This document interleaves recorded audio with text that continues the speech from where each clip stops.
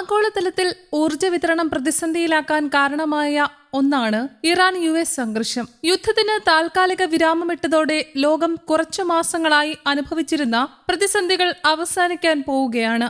ഊർജ്ജ പ്രതിസന്ധിക്ക് വഴിവെച്ച ഹോർമൂസ് കടലിടുക്ക് ഔദ്യോഗികമായി തുറന്നു. കടലിൽ വിതറിയ മൈനുകൾ നീക്കിയതോടെ ക്രൂഡ് ഓയിലുമായി കപ്പലുകളുടെ സഞ്ചാരം പൂർവ്വസ്ഥിതിയിലാകും. ഇന്ത്യ അടക്കമുള്ള രാജ്യങ്ങൾക്ക് ഈ നീക്കം വലിയ ആശ്വാസമാണ് സൃഷ്ടിച്ചിരിക്കുന്നത്. ഹോർമൂസ് തുറന്നതോടെ ബെന്റ് ക്രൂഡ് വില $75 ഇടിഞ്ഞു. ക്രൂഡ് പ്രതിസന്ധി കാരണം രാജ്യത്ത് 2 മാസത്തിനിടെ പെട്രോൾ വില $8 വരെ കൂട്ടിയിരുന്നു. കുത്തനെ ഉയർത്തിയ പെട്രോൾ, പാചകവാതക വില ഇനി എപ്പോൾ കുറയുമെന്ന കാത്തിരിപ്പിലാണ് ഇന്ത്യക്കാർ. എന്നാൽ ഇതിനിടെ സാമ്പത്തിക പ്രതിസന്ധിയിൽ കൂപ്പുകുത്തി നിൽക്കുന്ന പാകിസ്ഥാൻ പെട്രോൾ വില വലിയ തോതിൽ കുറച്ചിരിക്കുകയാണ്. ഇറാൻ-US സംഘർഷം സമാധാന കരാറിലൂടെ ഒത്തുതീർപ്പായതോടെ പാകിസ്ഥാൻ 1 ലിറ്റർ പെട്രോളിന് $74 കുറച്ചത്.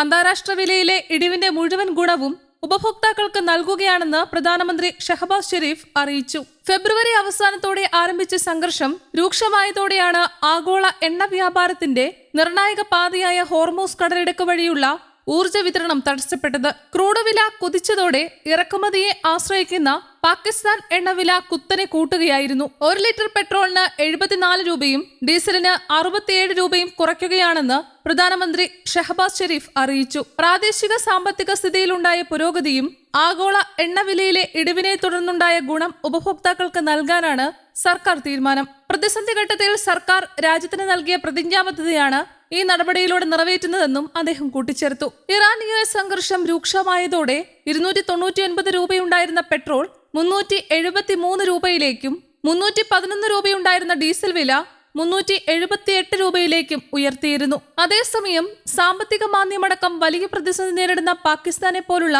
ഒരു രാജ്യം ഇന്ധനവിലയിൽ വലിയ കുറവ് വരുത്തുമ്പോൾ ഇന്ത്യ എപ്പോൾ കുറയ്ക്കുമെന്ന ചോദ്യമാണ് ഉയരുന്നത്. $8 വരെയാണ് ഇന്ത്യയിൽ ഇന്ധനവില വർദ്ധിച്ചത്. പുറത്തുവരുന്ന റിപ്പോർട്ടുകൾ പ്രകാരം ജൂലൈ മാസത്തോടെ ഇന്ത്യയിൽ ഇന്ധനവില കുറയ്ക്കുമെന്നാണ് സൂചന. ഉടൻ തന്നെ പെട്രോൾ വില കുറയ്ക്കാത്തതിനും ചില കാരണങ്ങളുണ്ട്. ഇന്ത്യയിലെ റീറ്റെയിൽ ഇന്ധനവിലയുടെ പകുതിയും സർക്കാരിലേക്കുള്ള നികുതിയാണ്. 1 ലിറ്റർ പെട്രോളിന് കേന്ദ്ര എക്സൈസ് നികുതിയും സ്റ്റേറ്റ് വാല്യൂ ആഡഡ് ടാക്സും നൽകേണ്ടതുണ്ട്. അതുകൊണ്ട് അന്താരാഷ്ട്ര വിപണിയിൽ എത്ര വില കുറഞ്ഞാലും അതിന്റെ നേട്ടം ഉപഭോക്താക്കൾക്ക് ലഭിക്കാത്ത സാഹചര്യമാണ്. ആഗോള വിപണിയിൽ വിലക്കയറ്റമുണ്ടായപ്പോൾ ഉപഭോക്താക്കൾക്ക് അതിന്റെ ആഘാതം ഏൽക്കാതിരിക്കാൻ സർക്കാർ ഉടമസ്ഥതയിലുള്ള എണ്ണ കമ്പനികൾ പലപ്പോഴും ചില്ലറ വിൽപ്പന വില ദീർഘകാലത്തേക്ക് മാറ്റാതെ തുടർന്നിരുന്നു. ഇതുവഴി വലിയ നഷ്ടമാണ് എണ്ണ കമ്പനികൾക്ക് ഉണ്ടായത്. ഇപ്പോൾ ആഗോളതലത്തിൽ വില കുറയുമ്പോൾ പ്രതിസന്ധി ഘട്ടത്തിലുണ്ടായ നഷ്ടം നികത്താൻ കമ്പനികൾ ശ്രമിക്കും. ശേഷം മാത്രമേ എണ്ണവില കുറയ്ക്കാനുള്ള ശ്രമം നടത്തുകയുള്ളൂ. നടക്കാനിരിക്കുന്ന നിയമസഭാ തെരഞ്ഞെടുപ്പുകളും പണപ്പെരുപ്പം കുറയ്ക്കാനുള്ള കേന്ദ്ര സർക്കാരിന്റെ നീക്കങ്ങളും ഒത്തുവന്നാൽ പെട്രോളിനും ഡീസലിനും $5 മുതൽ $10 വരെ കുറയാൻ സാധ്യതയുണ്ട്. News desk, Kerala Kaumudi.